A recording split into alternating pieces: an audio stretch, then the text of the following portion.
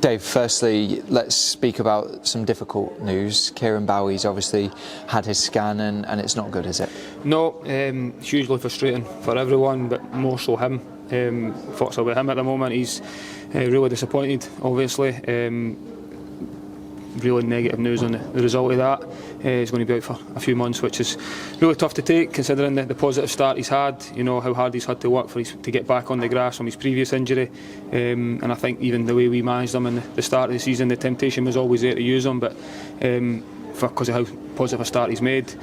But we were always wary of the fact that he was coming back from an injury, so we had to be sensible with that. But I think it makes it even more frustrating now. On the positive side though, obviously Dwight Gale has come into the club. Just give us an insight into him as a player and how happy you are that he's here. Delighted to bring someone in that calibre and experience that comes with that. You know, it's someone we've been in talks with for a while, trying to get this one done. Delighted to get it over the line.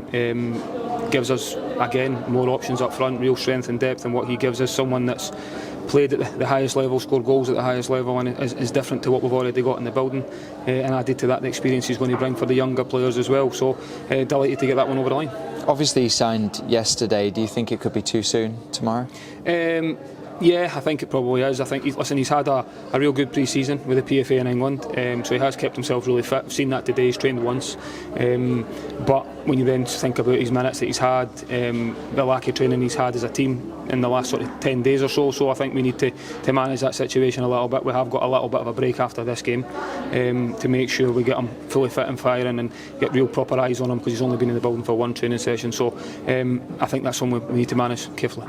Yeah, you've obviously had a lot of players out on international duty, but a bank of players as well here at HTC. I know there was a bounce game as well. Just give us an insight into what the last 2 weeks have been like. They've been really good, really positive. Obviously the disappointment straight after Kilmarnock result, and purely because of the fact that you lose a goal in the last minute. You know, if that had been the other way around, there's a lot more positive feeling after the game. It almost felt like a defeat to lose the goal right at the very end, which is natural. But when the dust settles and you're looking back at the performance, the progression we are making, now I'm not shying away from the fact we know results need to be better, but we are in a position where there is positivity. We are moving in the right direction, and I've certainly seen that in the last 2 weeks. Boys have trained really well. There's a buzz around the group. I think the breaks came at a good time from that point of view as well. Boys are getting fitter, stronger, injured players coming back that are adding competition and training as well. So the bounce game went well. Everybody came through that, got much needed minutes into certain individuals, and it was a positive day, positive 2 weeks altogether. Yeah, St Johnstone then obviously on Saturday. What do you expect from them? A real tough test as always. You know, they'll come there, make it hard for us. All the expectation will be on us to go and win the game, and rightly so. It is the sole focus has been on us. We've had an opportunity now in the last 2 weeks to really work hard on how we can try and exploit them and try and get the 3 points, and that's what our full focus has been on, and we're looking forward to it now. Good luck this weekend. Cheers.